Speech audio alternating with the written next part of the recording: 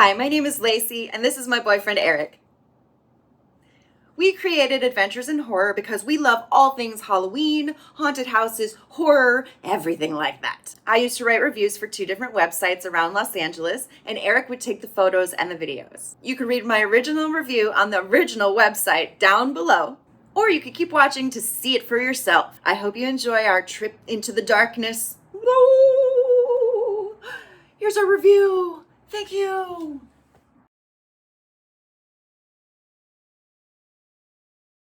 Six Flags Magic Mountain has come a long way in its 30 years of Fright Fest, earning its inclusion among Halloween must-sees like Universal's Halloween Horror Nights or Knott's Scary Farm. Fright Fest has improved greatly since my first review in 2017 in terms of production value, themes, and acting quality. Magic Mountain has culled the best houses to keep over time, retained amazingly gifted scare actors, shout out Innocence Willoughby, and gained the rights to some impressive IPs in horror, like Saw and The Conjuring. Fright Fest has raised its game and gets better every year. 6 of the 8 haunted mazes this year are repeats, but admittedly some of the best repeats. However, let's start with the new walkthroughs in the lineup.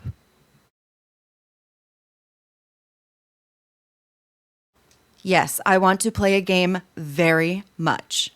This walkthrough features some of the most iconic scenes in the Saw franchise, like the Needle Pit, Adam and Dr. Gordon in the bathroom, and the Buckethead Trap, which are all impressively done. However, I was slightly disappointed that there weren't more jump scares. 3 or 4 of the rooms were also empty of actors but had the potential for narrative beats. The maze also focused on the victim stuck in Jigsaw's traps instead of the main bad guy himself, or any of his apprentices.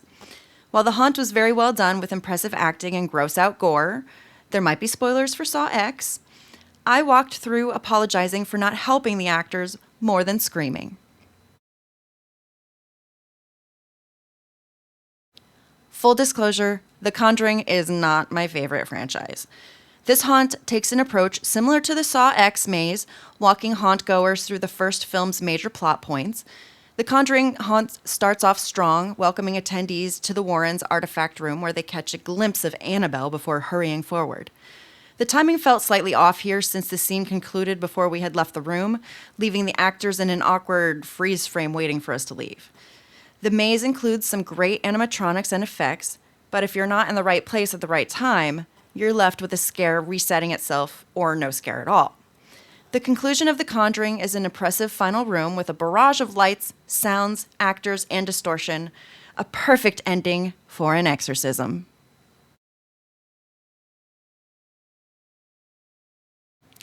In its second year, Truth or Dare has not seemed to have improved much from its first. This maze takes haunters through the sound stages and backstage areas of a game show gone horribly wrong. Despite its exciting and fresh concept, riffing off shows like Nickelodeon's Double Dare, the narrative isn't super clear, nor were there enough actors to add to the theme. In one room, we were among the wardrobe racks, in the next, we were in a sea of green poison gas, and then the next contained a compression tunnel. This haunt would have been better from sticking closer to a cohesive theme of behind-the-scenes madness, as well as more scare actors.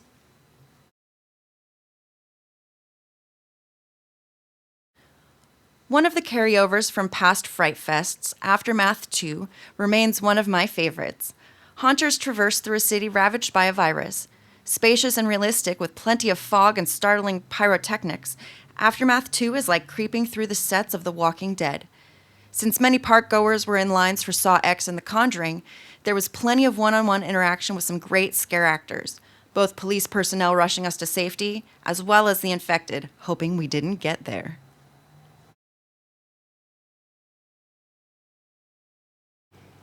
Another standout room from years prior, Vault 666 themed, is its lack of theme. The vault of a curiosity shop is open for viewers, each room presenting a different version of terror, much like Reign of Terror in Thousand Oaks. From hungry neon plant life to mannequins and dolls to a hallway of hands reaching for you. Unlike a maze that follows one theme or type of monster, the fun of Vault 666 is not knowing what's around the corner.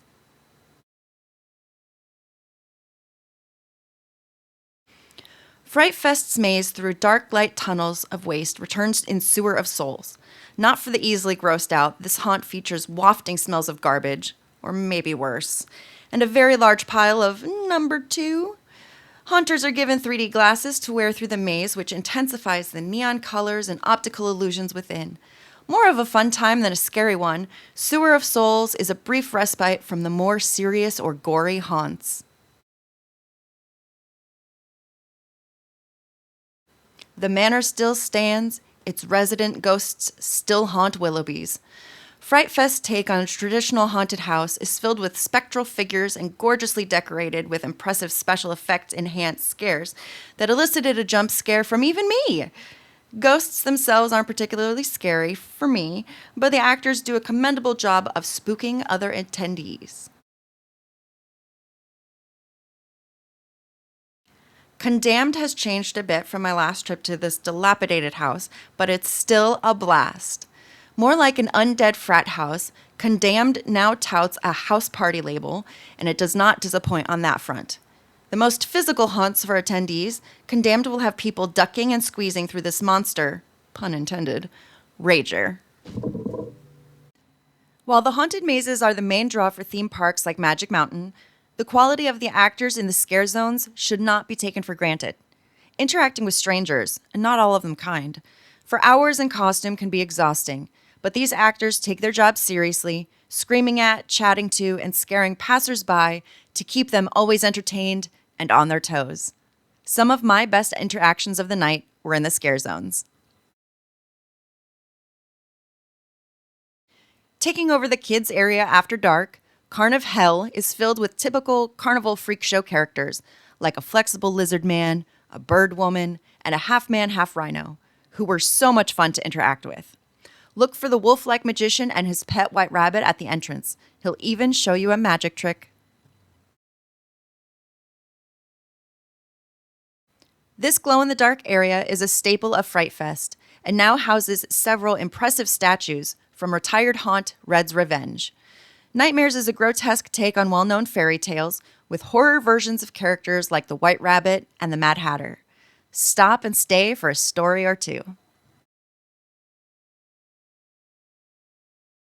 The steampunk area in the back of the park houses the weakest scare zone with the most potential.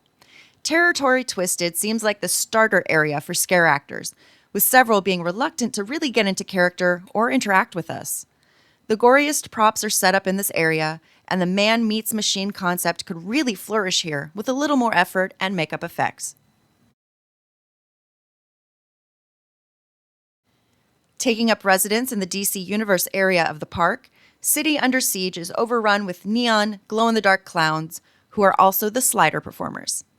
In a set like one out of Joel Schumacher's Batman and Robin, evil and mischievous clowns torment parkgoers from atop stilts, with air guns, and with larger-than-life personalities. At the top of the hill by Willoughby's Resurrected, Exile Hill houses all the restless Willoughby ghosts that need some fresh air. Classic and elegant, these are your traditional ghosts, themed along with the haunted house. Also, on the night we attended, Innocence Willoughby made her penultimate appearance at Fright Fest before her retirement after 9 years of scare acting. We were honored to witness her masterclass in scare acting and character work. In the back of the park, the Dead Zone features a chain-link fence maze adorned with porter potties and cyberpunk zombies carrying threatening weapons. The glow makeup effects and neon lighting give these scares a rave-like atmosphere. In the front of the park, sea-ravaged creatures have been dragged up from the bottoms of the ocean to haunt attendees. I loved this concept, but there could have been more scare actors in this area, or bigger, more eye-catching costumes than the ragged clothes that were seen. Magic Mountain's Fright Fest also caters to those who might not be into haunts or scare zones. In addition to the haunts, with the darkness comes a Sliders of the Night performance toward the end of the night. Also, on the hour, aliens take over the stage in front of Full Throttle for games, music, and scares. During the day, kids and their parents can enjoy crafting, Halloween games, a small corn maze made out of cutouts, and a photo op with lovable characters. Fright Fest features Halloween-themed food and drinks like a blood bag of sangria, a green slime concoction, and dirt pudding. The rear of the park houses an Oktoberfest food festival with offerings like German chocolate cake, poutine, and pretzel ice cream. And of course, what Magic Mountain is known for, the rides. In the evening, parkgoers can experience the thrill of riding roller coasters in the dark. Thank you for watching. Please like, subscribe, and hit that notification bell for more adventures in horror.